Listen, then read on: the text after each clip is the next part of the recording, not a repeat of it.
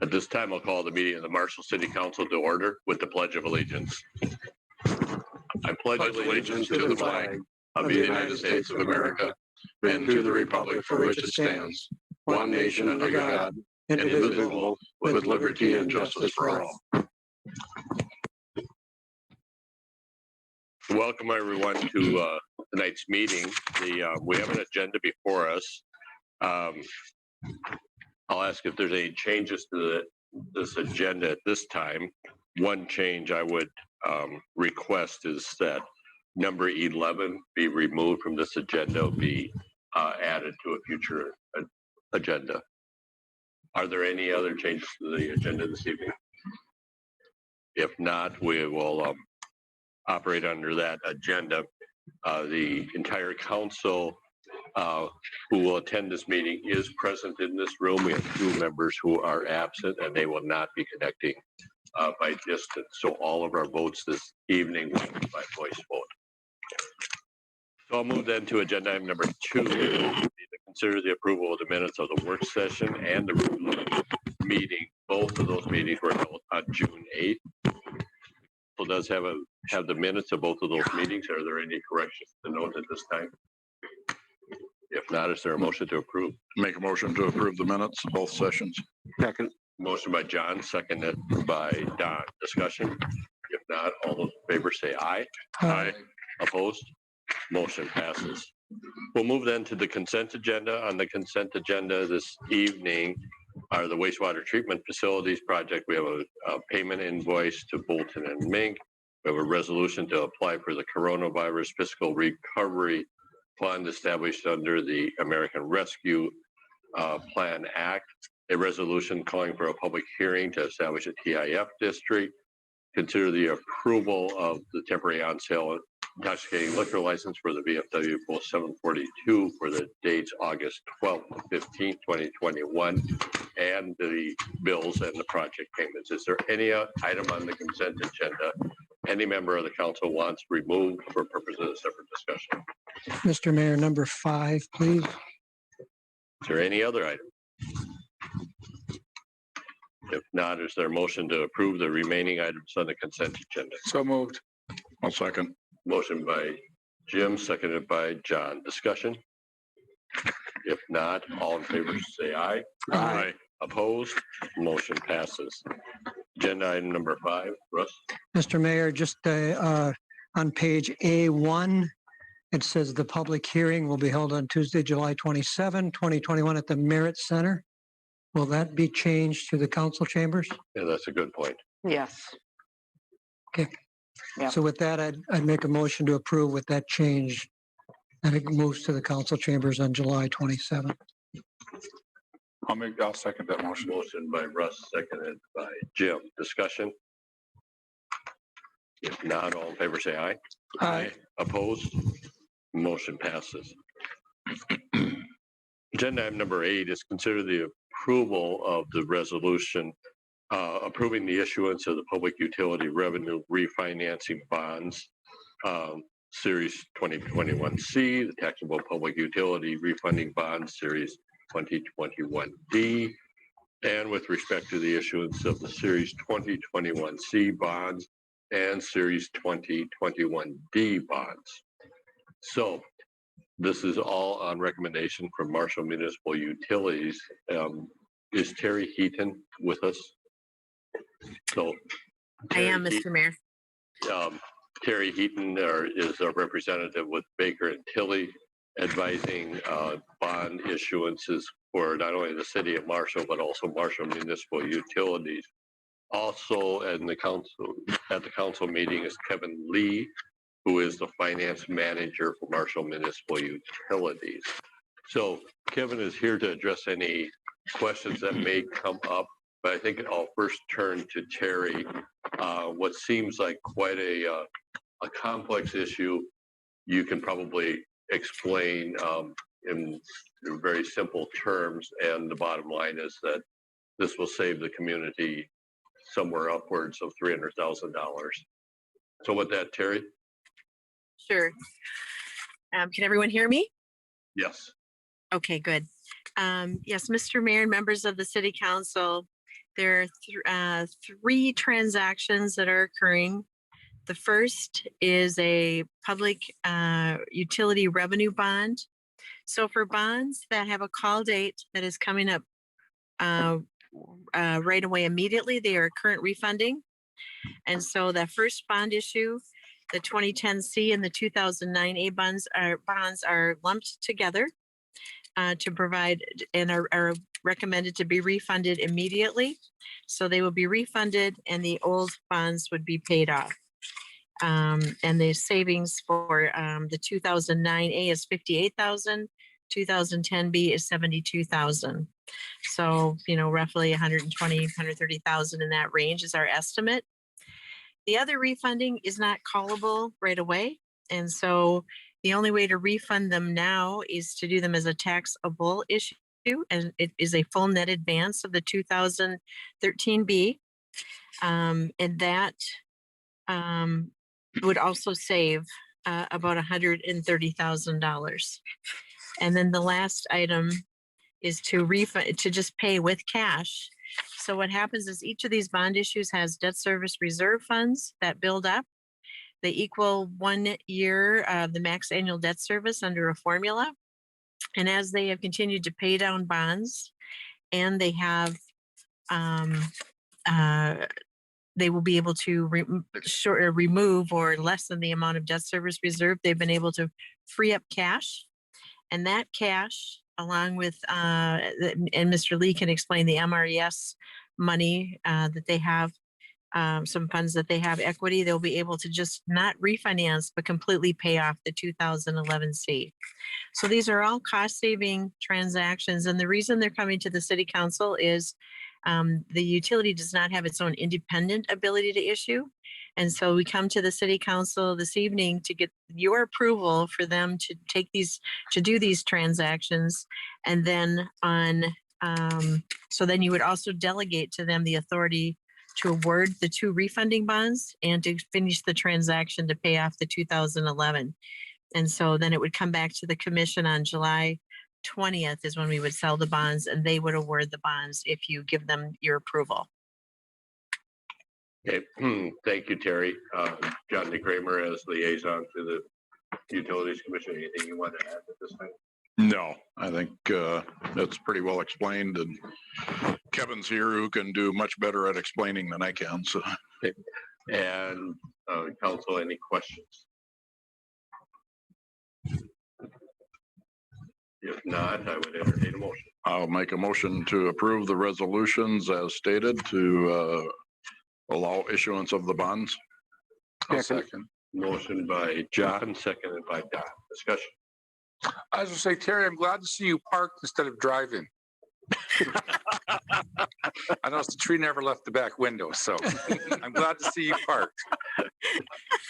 And I thank you for accommodating me through remote. I'm on my way to another City Council meeting, and I couldn't be still at my house and get there in time. So I'm actually in a Taco Bell parking lot. So thank you.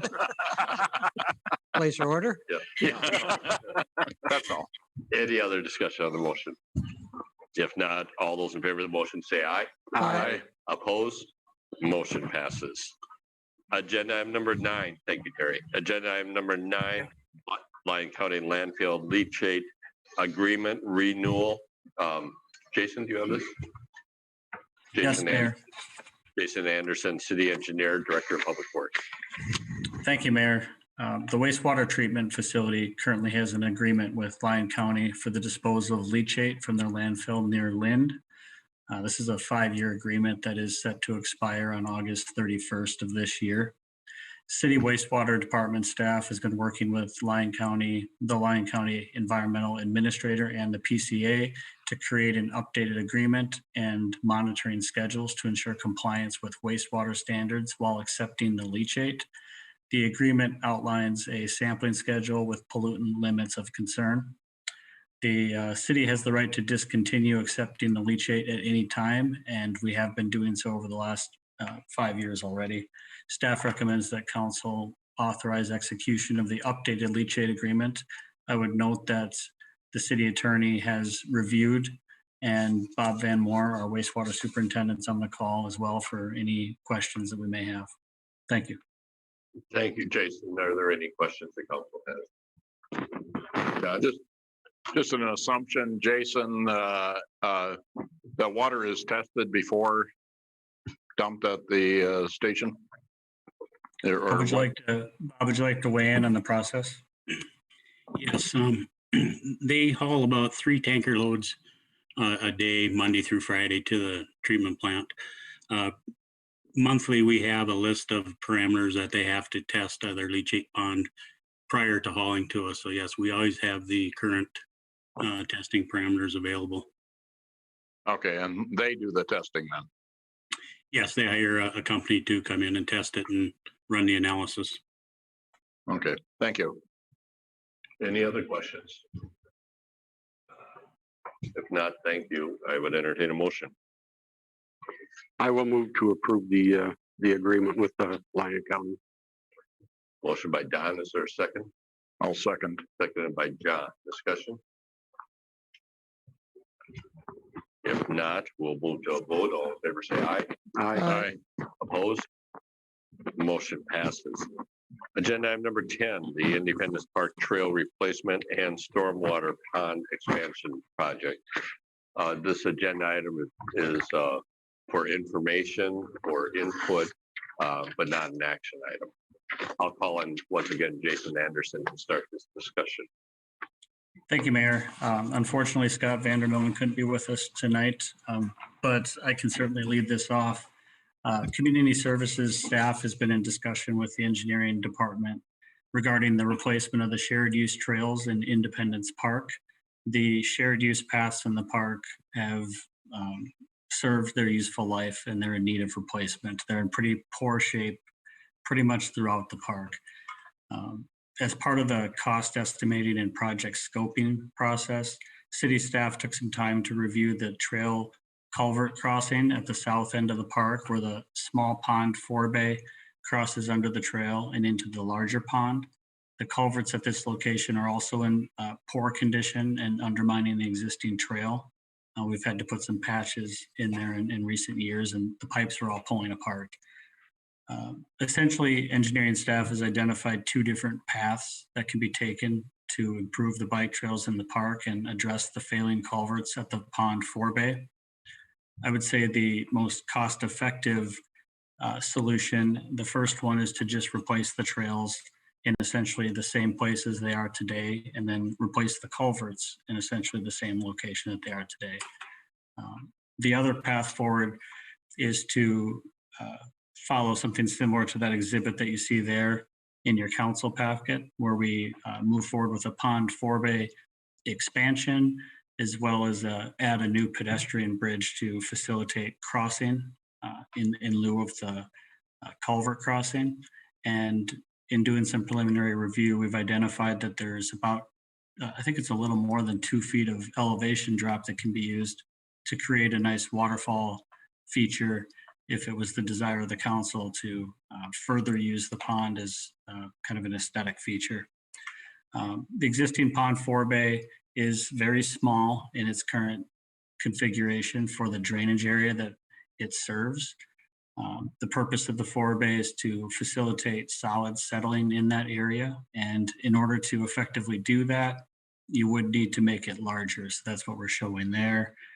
This would be roughly a size that we think, and we've done some preliminary work with Bolton and Mink as well on that, but we do think that that's large enough to facilitate settling and that could minimize future pond cleanout area.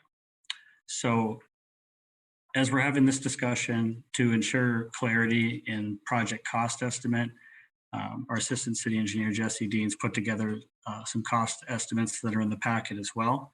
And we've split out the cost for the trails, the bridge, the pond expansion, and also a recirculating pump if there's a desire to ensure that there is a waterfall continually, even during dry periods. Roughly, the replacement of trails with a concrete surfacing throughout the park would be expected to cost around $725,000. The cost of the pedestrian bridge would be an additional $50,000 roughly. And the cost of the pond expansion with pump station is estimated at $270,000. So to help offset some of these large costs, city staff has already submitted for a DNR grant of $250,000. And I believe our community services department has been in touch with some other local partners. I believe hospice may be interested in donating some money to the project as well. So we're bringing this forward tonight, really seeking feedback from the council regarding this improvement. If there's a desire to do a 4-bay expansion, pond expansion, waterfall feature, and we want to go down that path, we would probably like to know that sooner than later as a staff, so we can start to put in place the necessary process of steps to get this designed so it can get done. We just want to bring this project forward and get council feedback. I think there's no denying that the trails in the park could really use some help. I think it's just a matter of understanding what the council's vision is for replacing the trails and what timeline, as well as what other features go along with the project. So I think I can stop talking at this and open it up for discussion. Open up for discussion. Jason, I'll start the fourth pond expansion. The real purpose of that is for stormwater management. And that, of course, is the initial or the original purpose of the Independence Park ponds was stormwater management when they were constructed in 1986. So would you see that portion of the project being a stormwater utility funded portion? Great question and statement, Mayor. That is correct. We would view that expansion of the pond as a stormwater management utility cost because it serves the treatment function. It helps serve a more effective treatment function. So that we believe could be covered by the surface water utility. Thank you.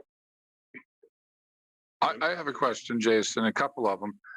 And as Mayor Bob knows, in my short time here, these ponds significantly fill up during a heavy rain. Will this fourth pond help alleviate that? I mean, I've seen that gazebo underwater several times. Yeah, and quite often. Yeah, quite often, as John said. And then my second question, and I'll let you answer. With doing new trails, we have made a partnership with Prairie Home Hospice for Light Up the Night. I do believe the equipment they use in the fall or in the winter is heavy. Are we going to build trails to handle that? Or are we going to have to work something out with them different? So there, if we get a mushy winter, like we had 2 winters ago, that their tractor doesn't rip up our new trail. And I'll let you answer those. And that was my 2 concerns. Yeah, good questions. I'll answer the second one first. And I think that I know that we would certainly put into the trail expectation that it'll be used for Light Up the Night and in different events. So we'll certainly consider that, that path that they take could be considered to be a little wider. We could look at maybe even up to 12-foot wide trail section instead of 8 to 10. We can also look at thickening that section. I believe the cost estimate right now assumes 5-inch concrete throughout the park. To be cost conscious, we can look at some areas being 4-inch and others being 6, or we can look at the soils and determine if we think 5 inches is enough. But we'll certainly put a lot of thought into that to making sure that the investment is a lasting investment. And the question about the pond bounce, we did look into that a little bit. The council authorized us to spend some funds on surface water modeling this year, and we've been working on that with Bolton and Mank, and that's been going very well. We're largely done with most of that work, but as part of it, in some of the preliminary work we put into this, we did look at whether an expansion of this 4-bay would provide any sort of benefit to high water levels, and I do believe it was very minimal. I don't think that it appreciably brought down those the bounce levels. There's probably a lot more significant work that would have to be done to do that. However, that is the design of the park to fill up with water. Oh. Before, did you have another question? Nope. I asked both my questions. A couple of things to add on. I understand that not changing the filling up the park but if we put in this, what I would call the fourth pond, with a higher barrier, would that stop some of the silt fill in that we had quite an expense a few years ago as well, cleaning out those three ponds? Would that have an effect and improve that as far as any silt? And I've got one more question after you answer that. Sure. Yeah, that would be a large goal of the expansion, would be to promote the settling of the solids in the surface water in that first pond and keep them from filling the rest. And then when we go to do clean outs in the future, you just clean out that one basin because the other basins are filling at a much lesser rate. So that would be the goal. And that's part of the effort of working with Bolton Mank to ensure that we get a design that really encourages that settling. So that would be the kind of the aim of that 4-bay expansion. Okay, second question is regards to the path, which I spent a lot of time actually walking on that path. If we would just replace what's there, I suspect that there's some pretty significant portions of the path that would not be ADA compliant, because some of those have a pretty decent slope towards the ponds. And unless that's straightened out, I suspect they're not compliant for ADA or anybody at all in a wheelchair. You're correct. There are significant portions of this trail that is well out of compliance. And any improvement we make, even when I mentioned that it'll be largely in place, we will ensure that it's installed to the standard. It will meet ADA guidelines, and we'll do the necessary grading away from the trail to make sure of it. Okay. Russ? Not so much a question for you, Jason, but maybe Sharon and my fellow council members. I've heard from people about the location of the existing aquatic center and the proposed new aquatic center. People have mentioned to me, have we considered Independence Park? I mean, because it's along the highway, people could see it. People might be more adept to pull in and spend an afternoon at the aquatic center if it was located in Independence Park. I would just say that, you know, we don't do anything with the trails, at least until we find out whether we cross off Independence Park for an aquatic center or consider it as an aquatic center location. I don't know. So Sharon, I don't know, or any other council members, if you've heard any of those comments as I have, but. Yeah, we did have a project kickoff meeting last week, and we did talk a lot about the current site because the study indicated it should be, they recommended that it be located at the current site, and there's some advantages there. And of course, disadvantages like you mentioned. And we instructed Stockwell that you will have feedback about a different location. They are going to have public input sessions July 7th and 8th. They have some focus groups and council members, steering committee, and then also a general public input session. I think the details or the public awareness of that's coming out shortly. So I think they'll get some information from the public about siting then. And the other piece to this is I'm not entirely clear how much soil boring information we got from that preliminary study. I think that's going to be really key too. I did hear a question about if we're losing 11,000 gallons a day, where is it going? When do we see it come to the surface? And we believe that it likely enters the river somewhere underneath.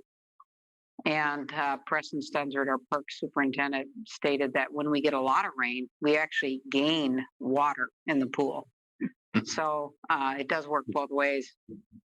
And that just, makes you kind of think a little bit about that site too. It makes you put a question mark. Is it a good site just, for soils approach? So long answer, but part of their contract and our discussions is that if there's other locations that are mentioned, we should explore.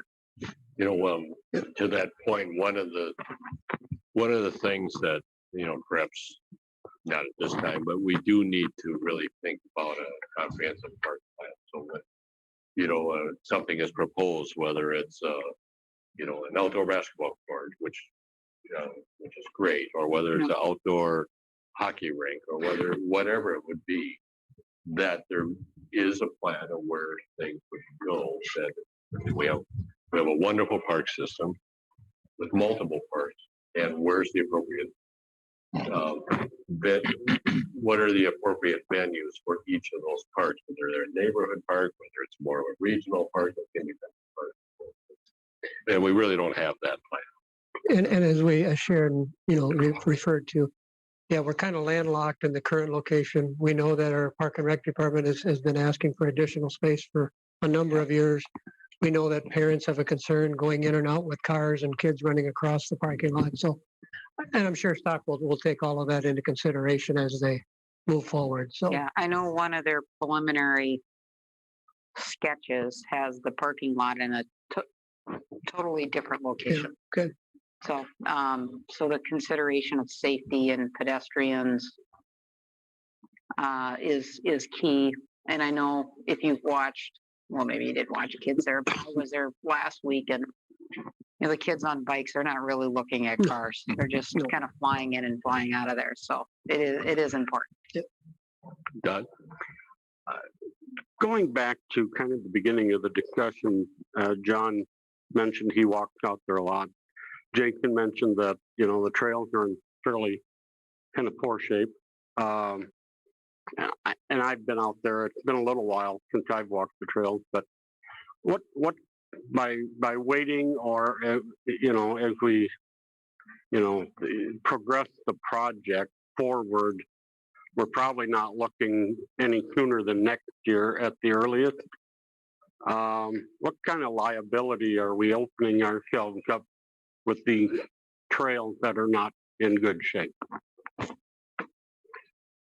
But Jason, there has been some significant patching that's done, but I think Don is correct. There's especially on, I would say, the south side, towards the hill. That's where they're really in bad shape. So Yeah, we do have for parks.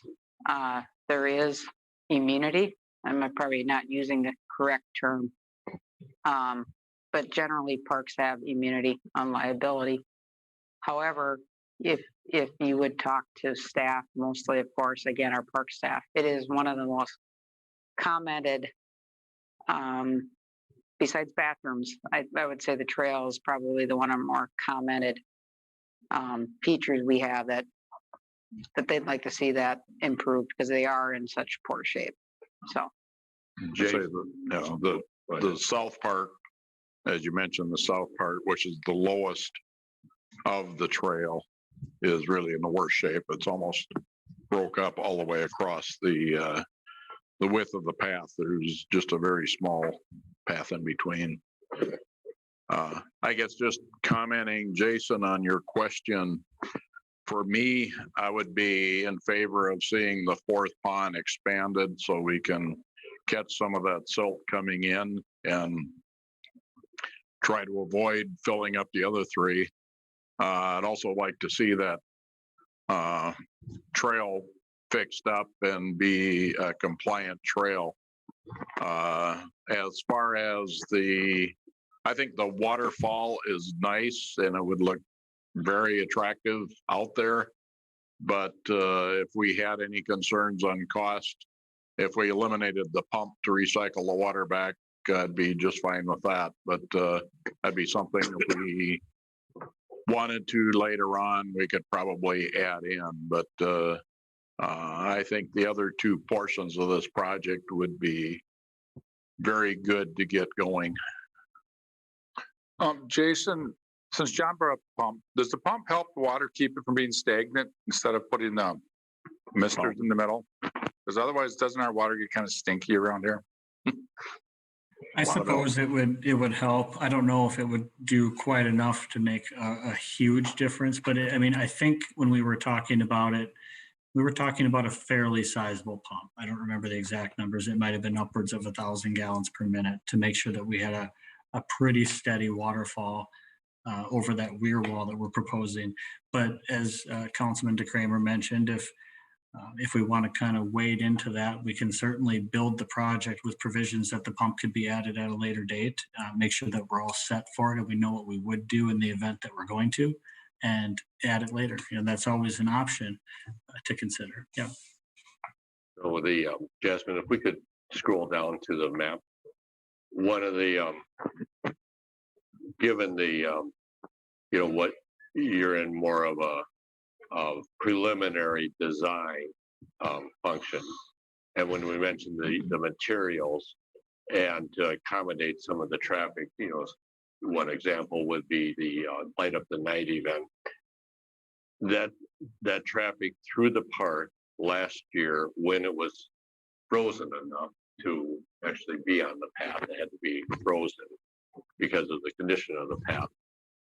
The route that was used was from the parking lot near the ball fields to the rear parking lot. And if that's the case in the future, that would make sense for that to be concrete. Would it be possible for the remainder of the path to have an alternate design that would be in the effort to save costs, would be asphalt? Yeah, we could certainly do that. We could bid an alternate for sure. And then one other comment, the current bridge that is more northwesterly. And I know in previous discussions, Preston, is well aware there's a kind of an extreme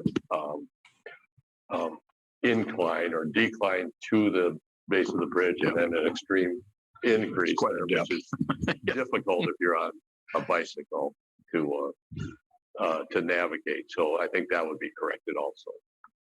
That would be something that we can be sure to work into the project. Jesse, who's on the call, would have to help me out if that was considered. I do not believe that was in the original estimate, but it could certainly be added. That is correct. Mr. Mayor, Jason, do we have any idea when the DNR grant would be awarded? Is it this year, next year? Do we have any idea? Well, this year, Jesse can correct me if I say something wrong, but I believe in the month of July, we were expecting to hear something. So hopefully by the second meeting in July, we could report back.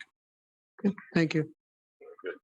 I would agree with John. I would support with John, his look into this. And I would be one that encourages that we do take in consideration light up night.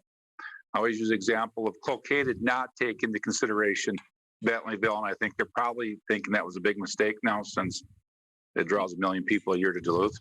And Cloquet said they didn't want it. So I think we need to take light up the night, because that's going to continue to grow. And it gives tourism. Marshall, in a month, there isn't much tourism. Yeah. Oh, good. Other discussion?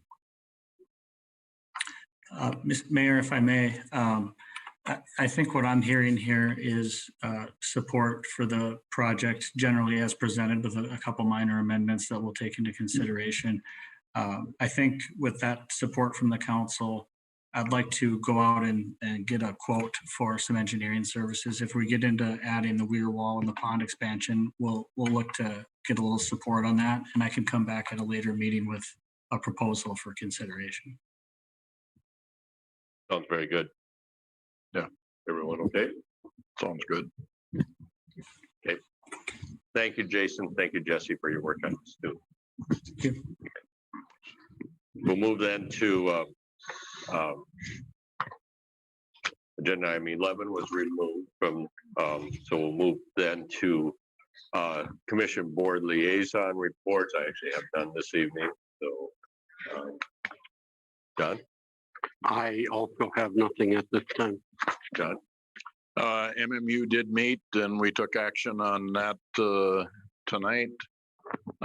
EDA met as well. And actually, we took some action on that under the consent agenda with the calling for the public hearing. So that's it. Okay, Russ? I guess I drew the lucky straw for the week, because I've got a lot of commission meetings. Well, just because Schaefer isn't here, you don't have to drag it out. Oh, okay. Thank you. first one was the Adult Community Center. We met and as per Mr. Edblum's suggestion, I believe the minutes are attached hopefully to this packet tonight. But we met and we talked about some project updates that they're doing at that facility. The bathroom stall walls will be replaced and the seniors will be paying for that again. The resignation letter we received from Heather Radke, our part-time position for 6 years, is she has given us her resignation effective, I think it was the end of June, and will be going to work full-time at the Y. I believe that's also included. And I asked for contributions that the seniors contributed since we moved into that facility, or since 1991. Just a point of reference for everybody, the seniors have purchased or bought things over at that facility in the tune of about $86,000. In the same time period, the city has put in about, well, they didn't total that one up, so I can't tell, well, about 117,000. So there have been continual improvements over at that facility. My next board was the Visit Marshall Board. We looked at, there's been discussion about moving their offices to the Red Baron Arena. They would like to move by September 1st, pending council approval. The board has taken action and said they would recommend approval. But again, they want the council to consider the ramifications of such the relocation of the person that's out there, Scott, and there's really, it's not an ideal office space for the two people that are employed at Visit Marshall. So we looked at that. They talked about the youth sports and concert. They're talking about having a concert out there in the spring of 2022. So, and you know, things are moving well, and as they visit into the hockey season. So Lyon County Board meeting, they've had a good response from the branches about being open now. Since COVID has been relaxed a little bit, Marshall is going to be open until 6 p.m. Branches are seeing a steady increase. We have a joint library county budget meeting on July 1 next week. Yeah, we're just general things they're talking about. And one thing we may want to consider, we may want to have Dennis take a look at, his meeting room policy.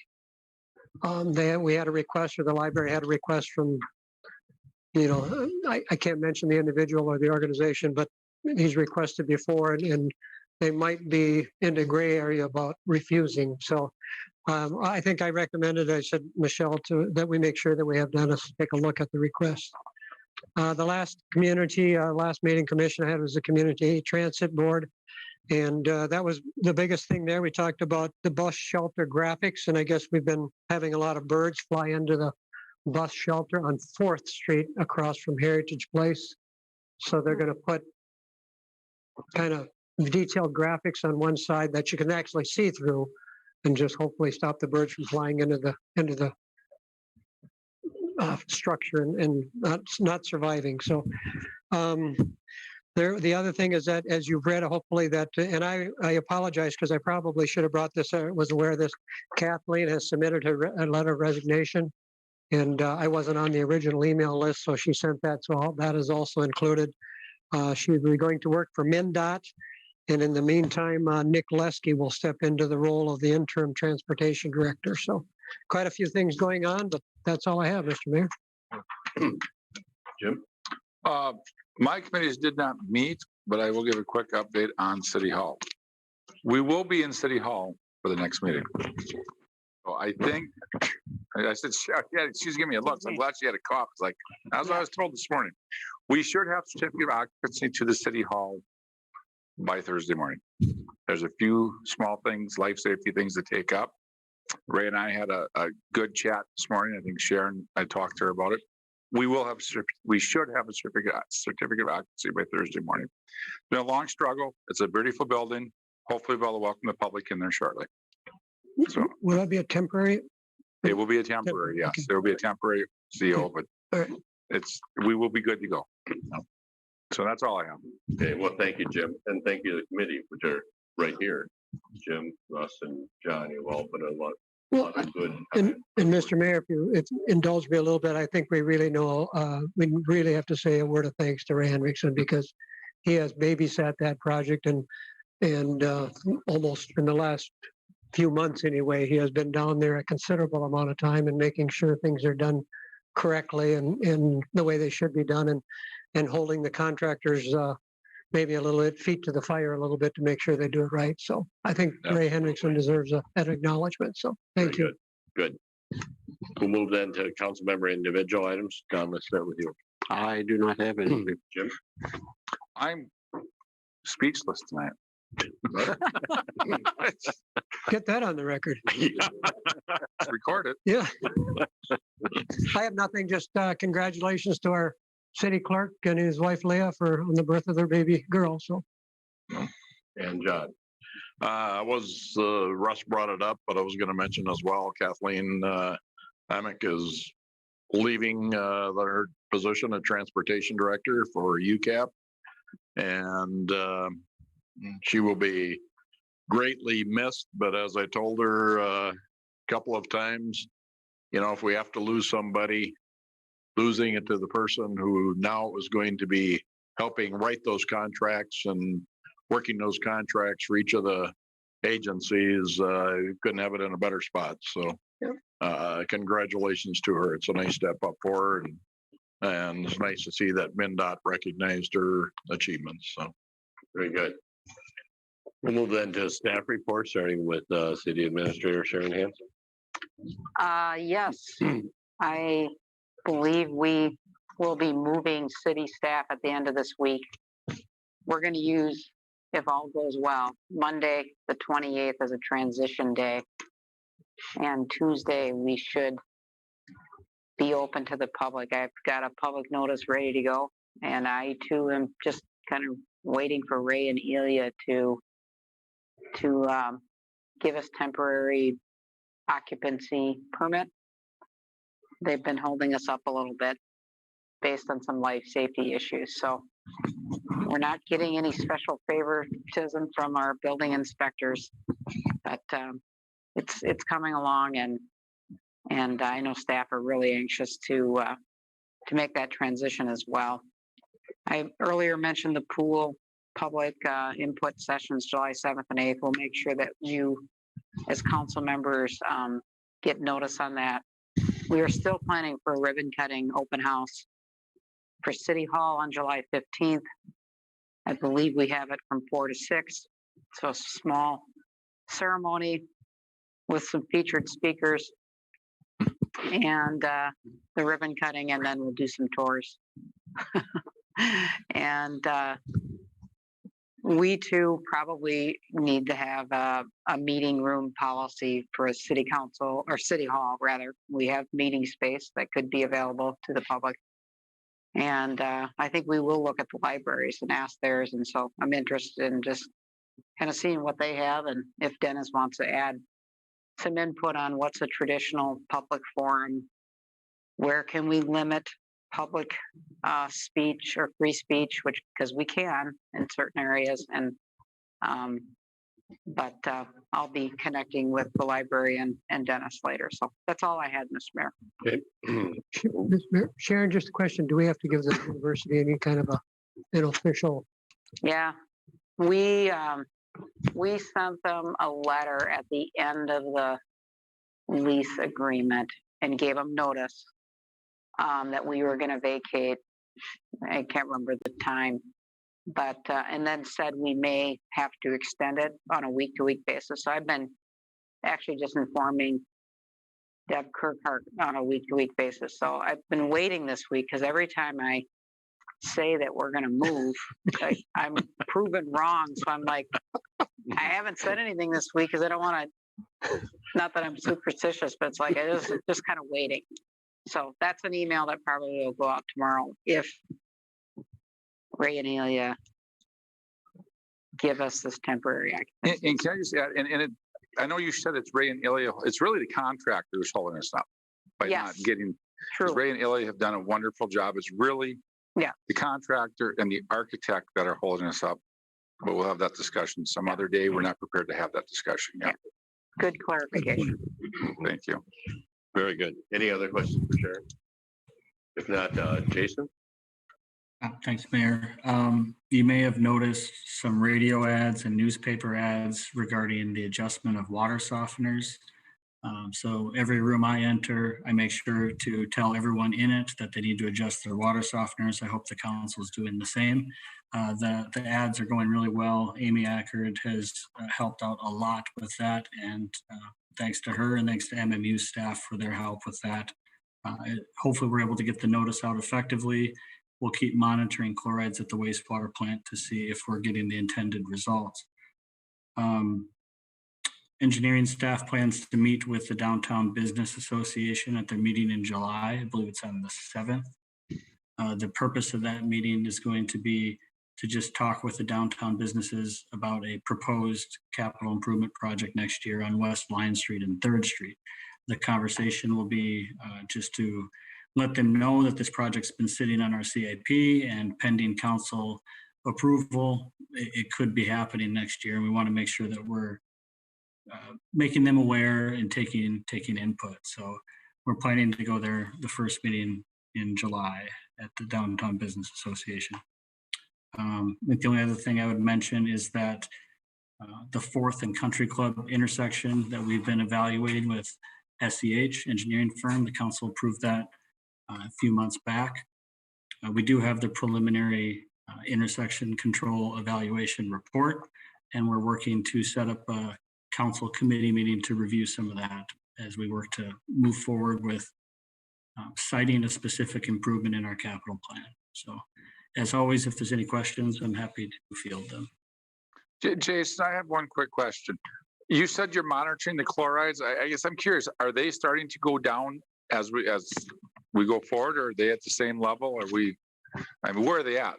Yeah, that's a good question. And it's a question I ask Bob Van Moore weekly. But they're trending downward. It is a little slow yet, but they're trending downward. And just the nature of the process of how this works, they're a little bit up and down because it just depends if you happen to catch a load of chlorides coming to the system or not. So we've been really leaning on composite sampling. So you need to get a lot of samples in place to really start to build that average. But we are seeing it trend down. And hopefully over the course of the next month or two, we can really see some changes. But we'll certainly report back once we start to get some of that information. I'd just caution it might take a little bit of time. Thank you. Any other questions for Jason? Thank you, Jason. Dennis? No, this will set a record for shortest meeting.